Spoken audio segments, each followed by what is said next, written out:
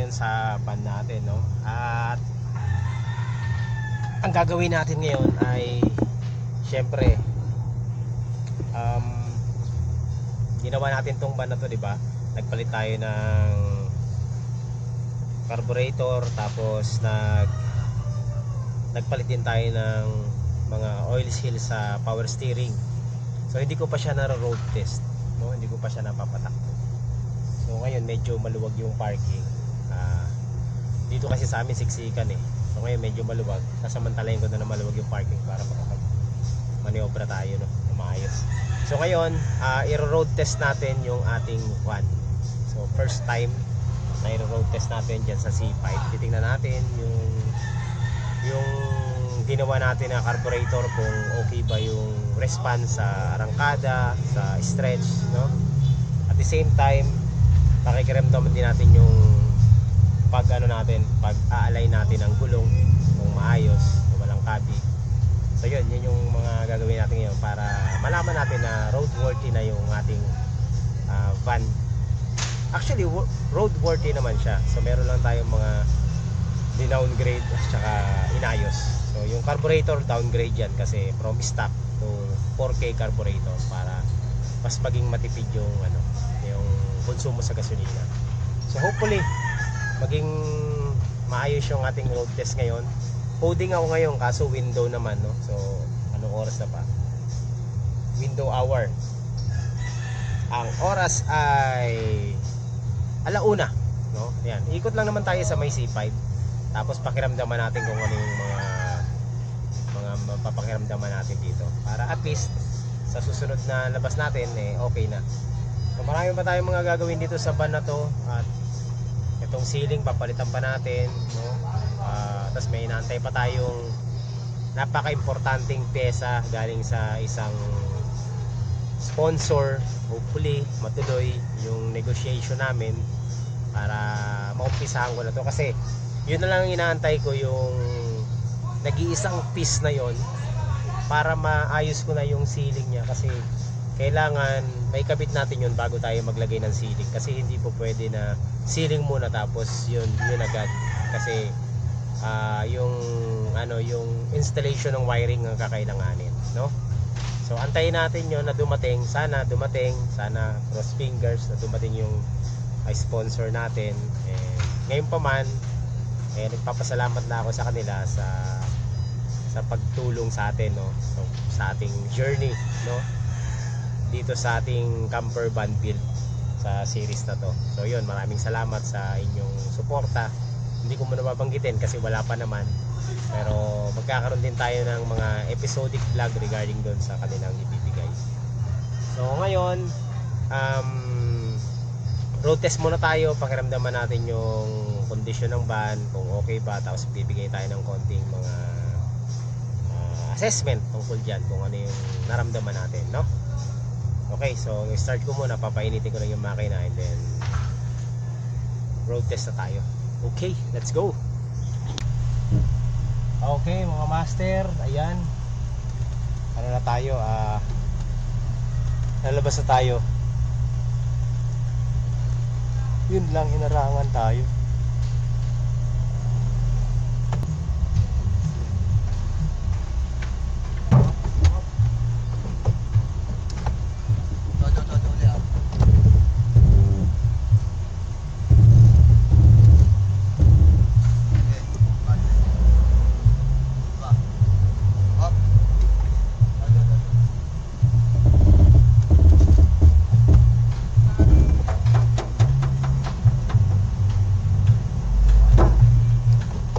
Thank you. Sige pa. Ay, salamat.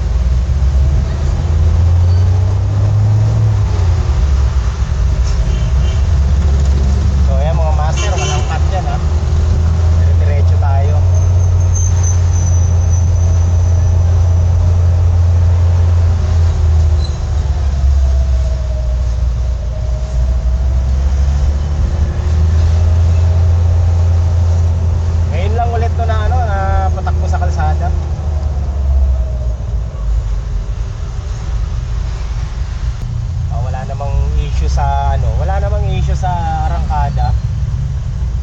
Okay naman siya.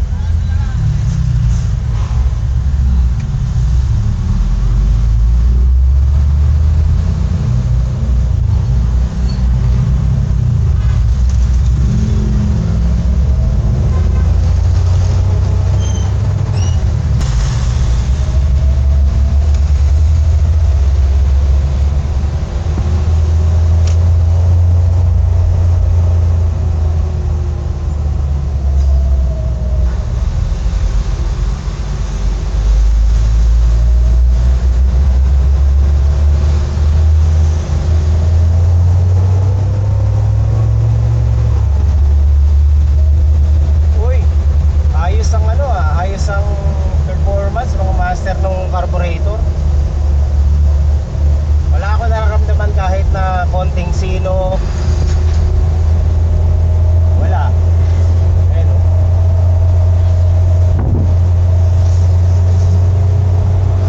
Smooth lang ang takbo natin. Walang dragging, walang nagda-drag, walang, alam mo yun, yung gumaganon-ganon, wala.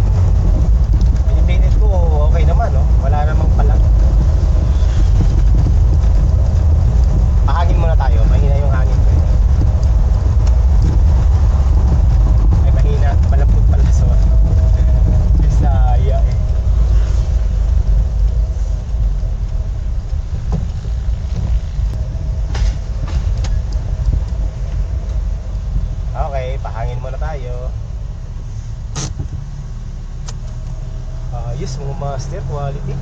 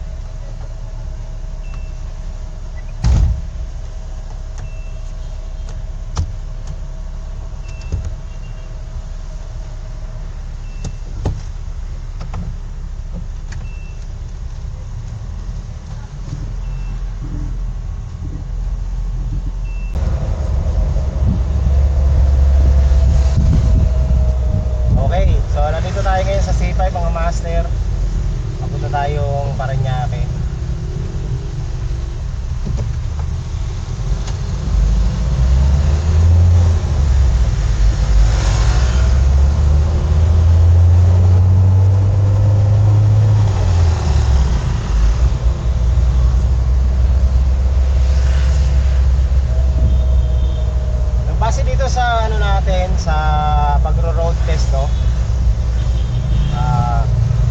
Wala naman ako nararamdaman kakaiba sa sa takbo ng makina. Hindi naman siya hirap.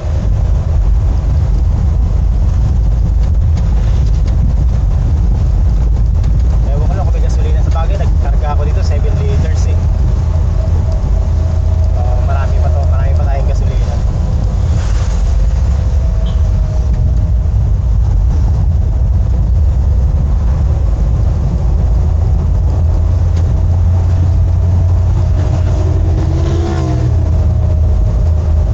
Okay na sa akin, tumakbo tayo ng mga 50 eh. Sa ganitong pwede na.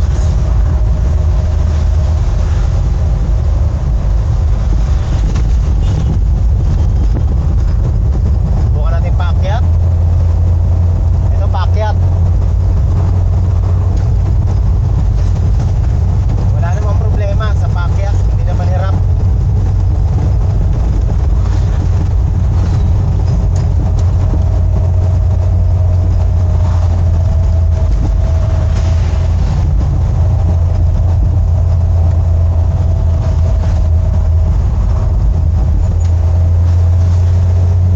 Ayos mga master.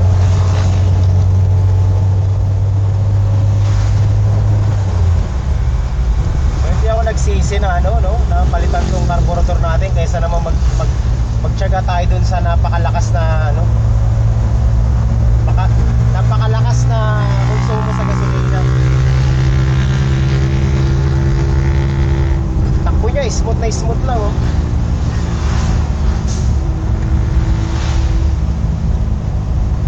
Maganda yung RPM.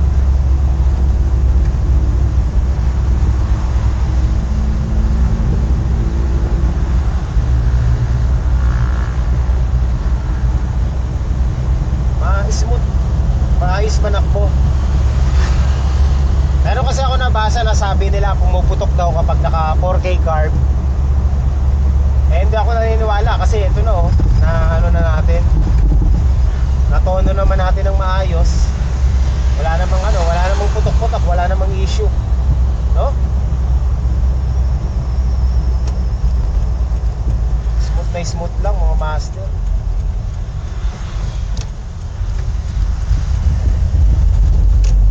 Ganda nga manakbo eh.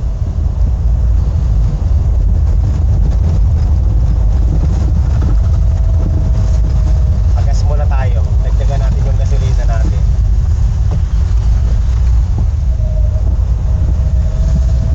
Alright, quality.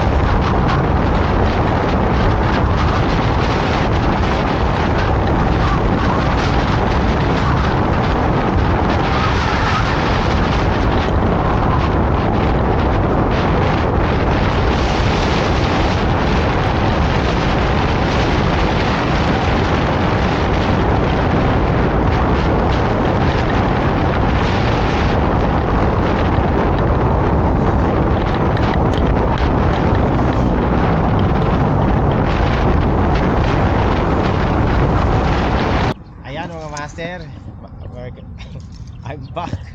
So ayan na nga, nandito tayo ngayon sa C5 no. May magjowa pa dun sa kabila oh. Ayan, so binuksan ko muna, madumi yung garage. Ito yung garage natin eh. Ito yung garage ng ano. So ayon sa ating road test mga master, parang wala namang pinagbago yung carb na 4K na kinabit natin no. Ganun pa rin naman yung takbo ng sasakyan. Tsaka tingin ko mas tumipid siya sa gasolina kasi hindi na mabilis bumaba yung ano, yung gas gauge. Ayan. Hopefully, umabot siya ng mga 12 kilometers per liter, no? Tingnan natin. Hindi ko pa nasusukat pero ayon sa pagte-testing ko, medyo hindi naman mabilis bumaba yung ano ng gasolina, yung gas gauge. So ayan, nandito tayo ngayon sa may C5 extension. Ayan, ito yung van natin, soon to be camper van. At tayo may mga gagawin dito, so inaantay na lang natin yung ating, hopefully matuloy yung ano no, deal namin ng ating magiging sponsors. Shout out sa ating sponsors, alam ko nanonood kayo ngayon. So ito yung van. Ayan, na road test na natin, okay na siya, wala siyang problema. Meron lang ako konting adjustment na gagawin sa steering niya, medyo matigas ng konti, so papasukin ko yun dun sa ilalim. Ayan, doon at tayo mag-a-adjust na steering. So susuot na naman tayo dyan, pero minor na lang yung mga master. Hindi, medyo mabigat din yung adjustment ng steering. Okay. So ayan mga master, ayos na. Wala na akong pangamba na mauubusan tayo ng ano tawag nito? Steering fluid. Sa gasolina, okay na. And yun, tuloy na ang ating setup ng van na to. Yun lang naman yung prioritize ko no, yung gas consumption, improvement ng gasoline consumption, tapos yung steering natin na maayos siya. So yun yung priority natin. So nagawa na natin yung priority natin. Ang susunod na yung mga pagbabaklas nitong mga to, unti-unti i-build natin yung camper van natin, no? And sana yung sponsor natin, ito na po yung van natin, kakabit natin yung product nyo dito.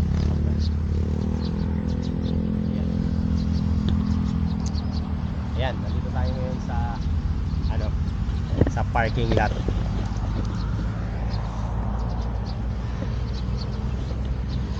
So ito yung ano, bukas siya, all goods. Uy, yung ano natin, ang dami ko pang mga nandito nakalagay kasi ano yan eh, mga kailangan natin. So okay na mga master, working. Yan, madumi kasi yan yung mga gamit natin iba. Ito may mga gasgas sa mga ano to eh, sa mga bata to eh. Okay lang yan, wag lang mababasag yung mga dapat mababasag dyan. Alright, so yun lang mga master, maraming salamat sa pagsama nyo rito sa ating maiksing review vlog tungkol dun sa ating mga ginawa. And okay naman, positive na yung kinalabasan. So wala na akong pangamba na magiging malakas siya sa gasolina. Pwede na natin siyang ibayahin ng long ride. Okay na ang kanyang steering. Pang ilalim nito, konting ayos na lang. Pero nung sumilip tayo sa ilalim, okay pa naman yung mga pang ilalim niya. Wala namang issue. Okay, so ayan mga master, syempre tapos na yung ating road test. Tayo ay ano na, babalik na doon sa parking. So testingin natin kung ano, kung one click start to.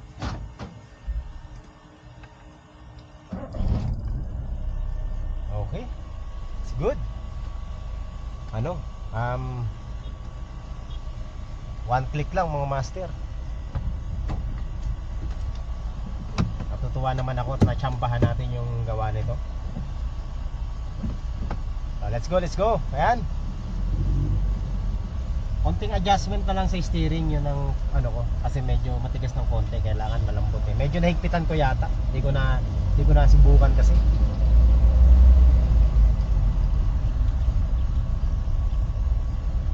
Pero ano na lang, minor na lang. Susuot nga lang tayo sa ilalim.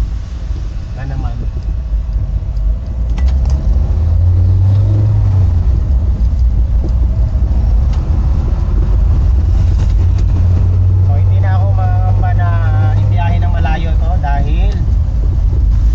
Okay na siya.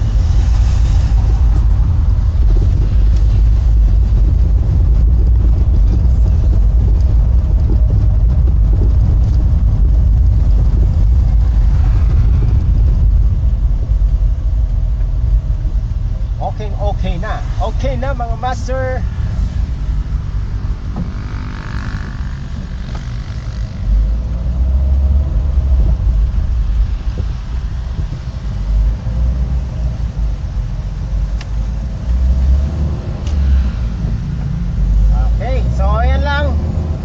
Maraming salamat sa pagsama nyo rito sa ating quick road test. At least susubukan na natin, no? Kasi nung natapos natin to, gusto ko na talagang i-road test. Kaso lang may problema doon sa sa parking eh. Masyadong asikip ng parking natin doon. Ay, ganda naman ako. Nakakatuwa ang takbo niya mga master. Smooth na smooth.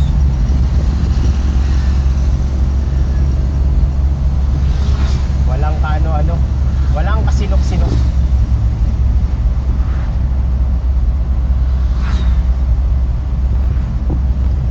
Subukan natin sa paakyat.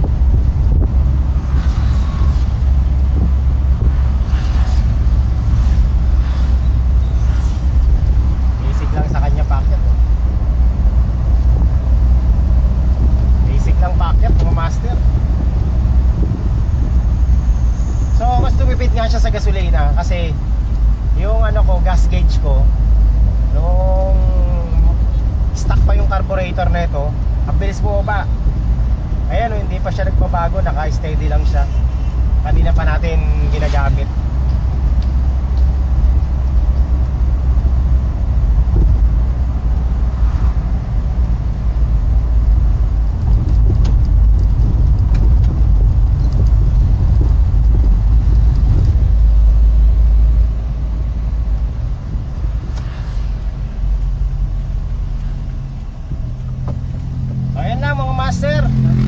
Sa amin tayo ay magkita ulit sa susunod na update. So far goods na yung natin, van natin, wala na tayong problema. Okay, kita-kits next time. Bye bye.